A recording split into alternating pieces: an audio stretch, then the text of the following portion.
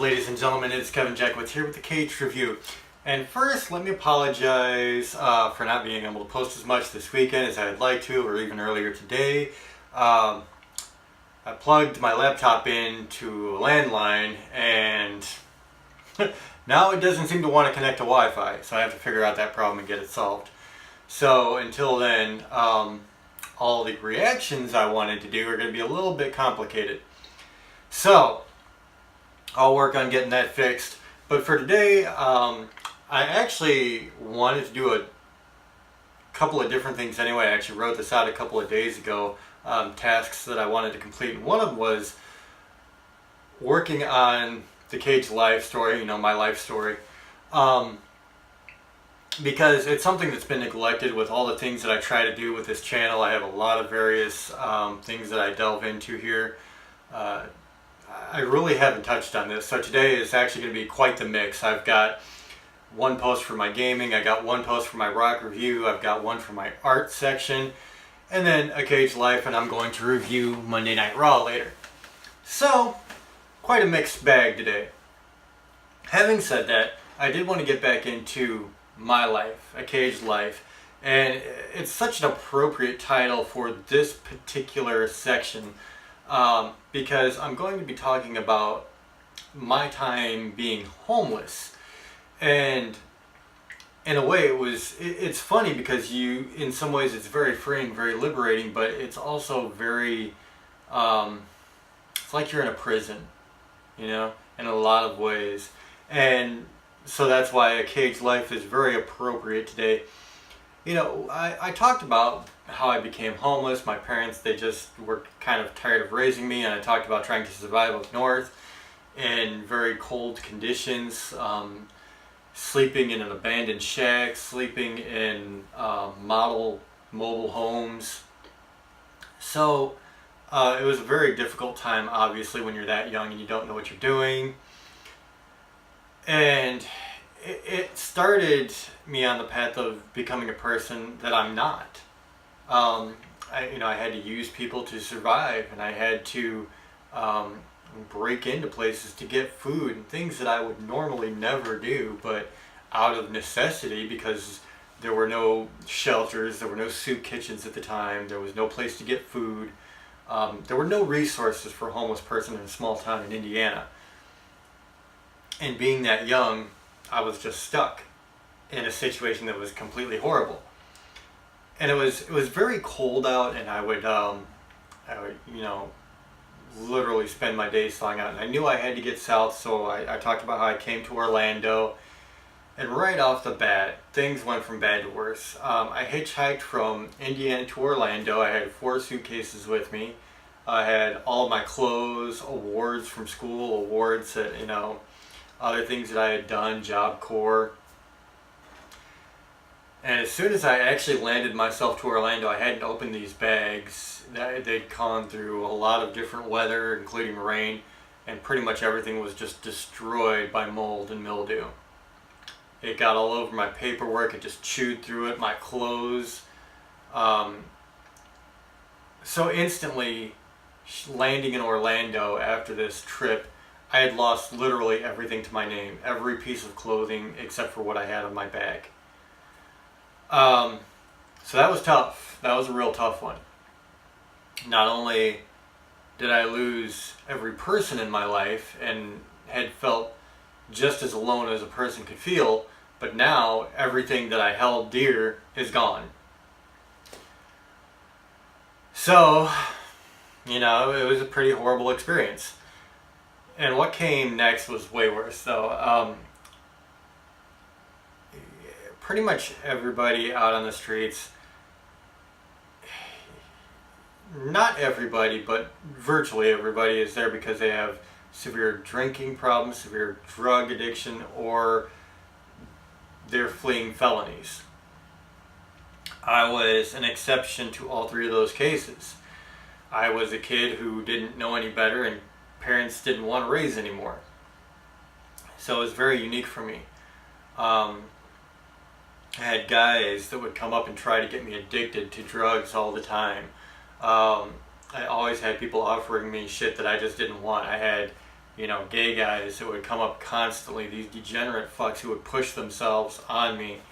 And I've said before, I don't hold any, race, sexuality, whatever it may be, responsible for the actions of a few. You're talking this is the bottom of the barrel of humanity here. So, it is what it is. But I had to deal with that. I had to deal with a lot of guys trying to press me into sex, ironically, being a straight man. And sometimes they got very forceful, and I literally had to fight my way out of it. And thankfully I was able to do that.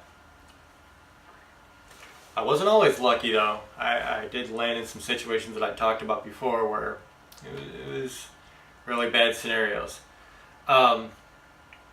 Another scenario, I remember one time, if you know anything about Orlando, I was about a block away from the corner of 50 Colonial and Orange Blossom Trail. Orange Blossom Trail is known to be a very, very nasty road. Just a lot of degenerate shit goes down there, a lot of hookers, a lot of drugs, just a really bad element. And of course I didn't really know that. I'm, staying at the Salvation Army at this time, and some guys must have followed me. There's like two roads coming together at a 90-degree angle, and at an angle is this like abandoned factory. So it makes like this little triangle, and so you got the factory on one end and then a hedge of bushes on either side of the road. So I walk back there, and there's these steps that kind of go up to the factory, and a nice little platform, and I just go and I lean back on my back, just trying to get off my feet for a while. And two guys walk in from one direction, one guy walks in from another direction, one guy holds a knife up to my throat, the other puts a gun to my head, and they're trying to rob me for the money I don't have. This is a situation, needless to say, is pretty helpless feeling, and it really sucks because there's nothing you can do in this moment that's going to change whatever happens, and you know that, you feel helpless, and it's one of many occasions where you're like, okay, am I going to die? So they searched me head to toe. They took off my shoes and checked them out. They literally made sure that I had nothing on me. And I had nice clothes on because I still had what I walked down from Indiana with. But, I honestly don't know why I'm still here after that, because normally I wouldn't be. In a situation like that, the whole concept is no witnesses.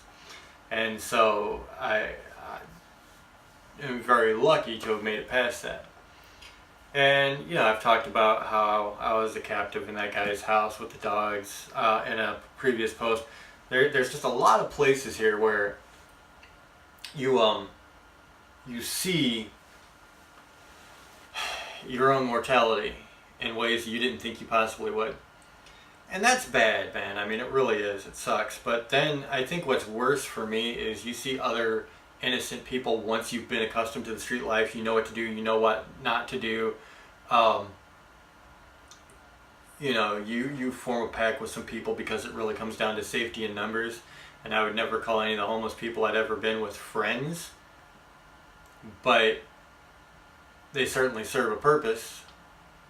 That's just kind of the way it goes, You travel in packs, so you don't have to worry about the other packs. Because they always go after the easy targets. And that was life, man. It's amazing what you can get accustomed to, and I kind of did in some ways. Because, you have to shift into survival mode. And that encompasses a lot of things. It becomes having to turn yourself into somebody you're not. You have to put on this facade that you're the hardest motherfucker on the planet. And if you come anywhere near me, I'm going to take your fucking head off. And that's literally how you have to approach people, because they don't understand nice. They don't understand patient. They don't understand anything.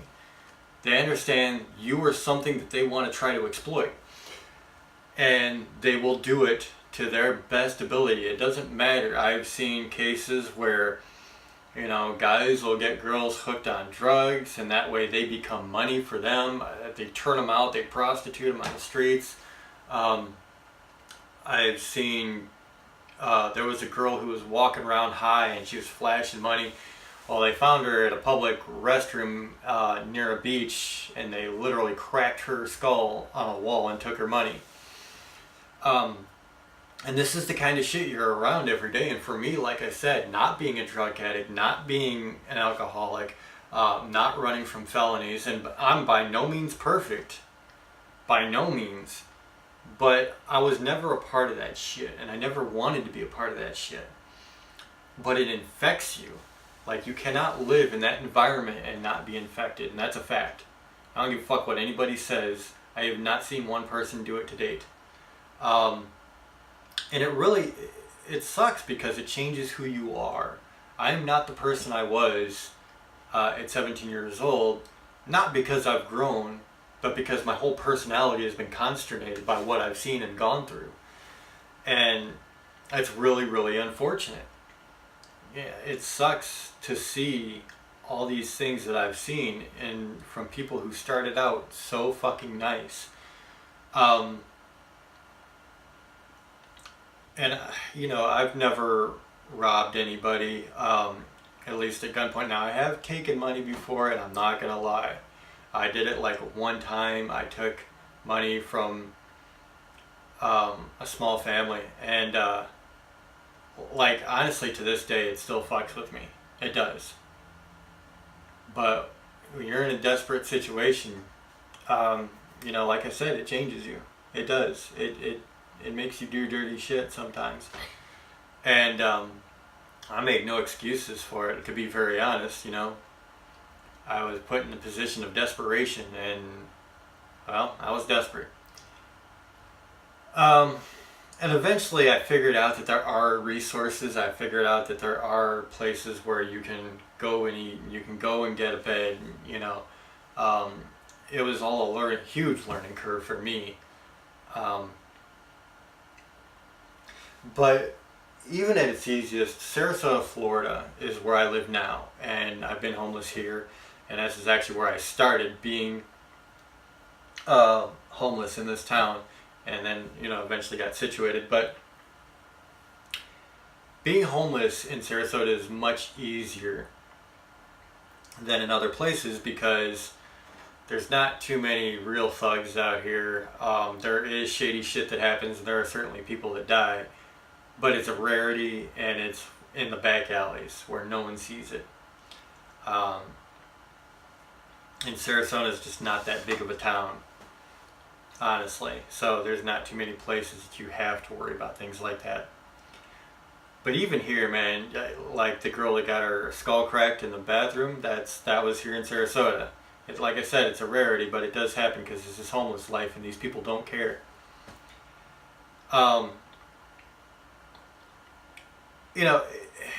It's like a whole other world. You go from this sheltered kid who, was a year away from playing with his Ninja Turtles with his friends, and suddenly, boom, in worst case scenario. But,